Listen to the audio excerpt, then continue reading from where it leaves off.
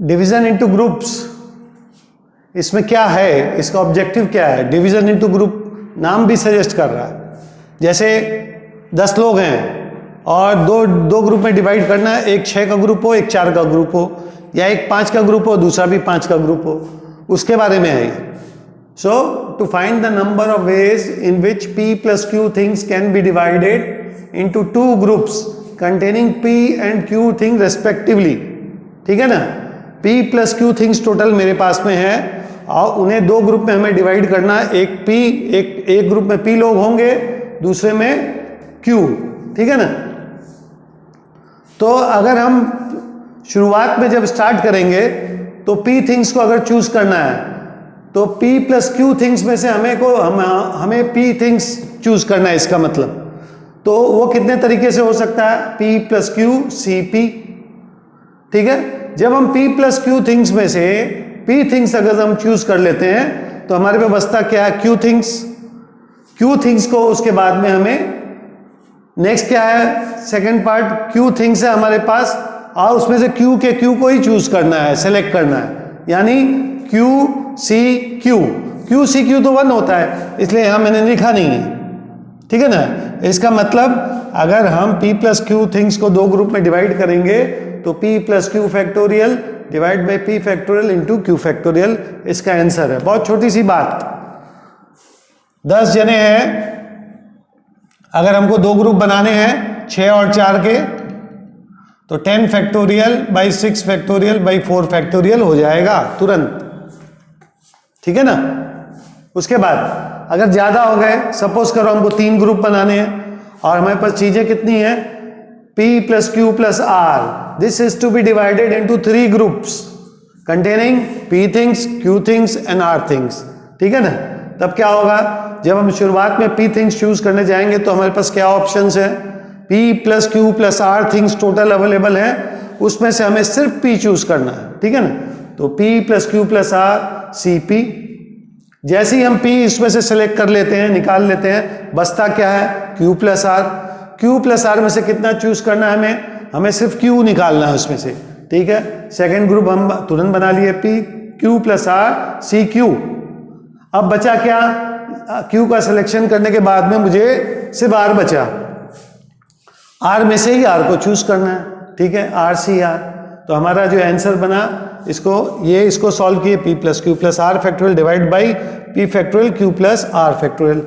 इसको किया Q plus R factorial Q factorial R factorial, और RCR 1 है ही। अब आप जरा ध्यान से देखिए, यहाँ पे ये दोनों कट गया, बचा क्या?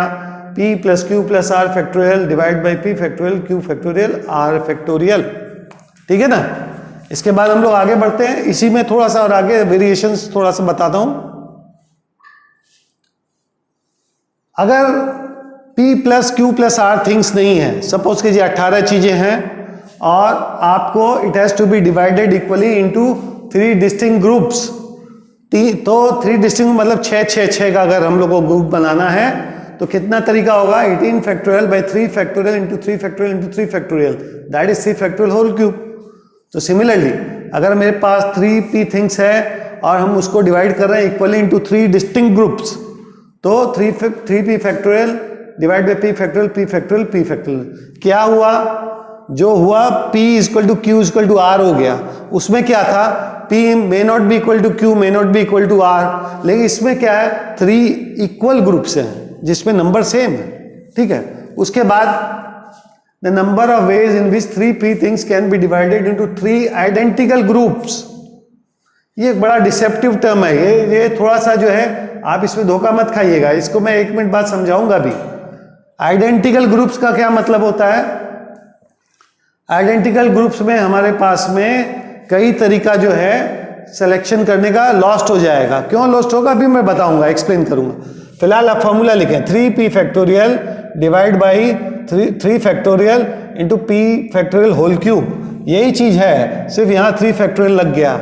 क्यों? डिस्टिंक्ट ग्रुप का मतलब क्या होता है? मैं A B C को जो है दे सकता हूं, पहले B को भी दे सकता हूं, फिर C को भी दे सकता हूं, लेकिन इसको करने से, आइडेंटिकल ग्रुप करने से, they are considered as same. तो वो एक बहुत छोटा सा फर्क है, वो यहाँ पे भी और बातें करेंगे इसके बारे में। एक क्वेश्चन समझे, In how many ways can 52 playing cards be placed in 4 heaps of 13 cards each? दूसरा part, in how many ways can they be dealt out of 9 players giving 13 cards each? 4 players giving 13 cards each. तो देखिए पहला क्या है, आपको सिर्फ heaps बनाना है, मतलब ढिगल बनाने हैं, और दूसरा क्या है, 4 प्लेयर्स को देना है. जब हीप्स बनाना होता है हमें, तो देखिए आप जहां भी रखे, आप 4 ढिगल बना दिए, रख दिए, आप कोई दिक्कत नहीं है, ठीक है. लेकिन अगर आप प्लेयर्स आ गया तो आइडेंटिफिकेशन भी आ गया. एक प्लेयर ए है, दूसरा बी है, तीसरा सी है, चौथा डी है. अब पहले मैं ए को भी दे सकता हूं, बी को भी दे सकता हूं, सी को भी दे सकता हूं, डी भी दे सकता हूं. तो दोनों में क्या फर्क आएगा, ये जो पहला वाला पार्ट है, जो हीप्स बनाने हैं मुझे, उसका कॉम्बिनेशन बहुत कम हो जाएगा. डिवाइड बाई 4 फैक्टोरियल, क्योंकि 4 हीप बनाने हैं फॉर्मूला के अनुसार. बिल्कुल यही वाला फॉर्मूला लग गया यहाँ पे, ठीक है. और ये वाला फॉर्मूला लग गया यहाँ पे. जब प्लेयर्स का स्पेसिफिक नाम आ गया, ग्रुप का आइडेंटिफिकेशन हो गया, तब हमारे पास में जो है तरीका जो है बढ़ गया. 4 फैक्टोरियल जो है, इसमें हमारा जो एडवांटेज हमें नहीं मिला, इसमें मिल गया, ठीक है. अब आप जब भी ये परम्यूटेशन कॉम्बिनेशन करने जा रहे हैं, तो एक चीज बड़ा गौर कीजिएगा, खास करके जब डिवीजन ऑफ ग्रुप्स में हो. एक तरफ हमारी तरफ आप समझिए, आप ये है और दूसरे तरफ ये है. जब भी लिखा जा रहा है students, boys, players, teams, distinct groups, देखिए आप जरा गौर कीजिए, डिस्टिंक्ट ग्रुप्स, ये होने से हमेशा कॉम्बिनेशन ज्यादा हो जाएगा, क्योंकि पहचान हो गई तो आपको जो है देने का तरीका भी बढ़ गया, ऑप्शंस बढ़ गए. ये पर्टिकुलर ग्रुप ऑफ कार्ड्स है, सपोज 13 कार्ड है, मैं पहले वाले को भी दे सकता हूं, दूसरे वाले को भी दे सकता हूं, तीसरे वाले को भी दे सकता हूं, चौथे वाले को भी दे सकता हूं. लेकिन जब हम heap, sets, groups, identical groups बनाएंगे, तब हमारे पास वो फैसिलिटी नहीं है. सब बराबर है हमारे लिए. जिसको हमने डाल दिया वही पहला हीप बन गया, दूसरा हीप बन गया, या पहला सेट, दूसरा सेट, तीसरा सेट, चौथा सेट बन गया. तो हमारे पास में ये जो है लॉस हो जाता है काफी तरीका. तो ये क्या है, ये बी का एग्जाम्पल है, बराबर, और ये ए का एग्जाम्पल है.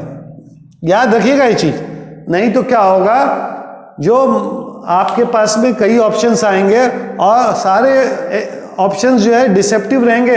2 तो बिल्कुल एकदम मिलते जुलते रहेंगे, आप कंफ्यूज मत होइएगा. आप सिर्फ ये चीजें हैं, इसको गौर कर लीजिएगा, दैट्स ऑल.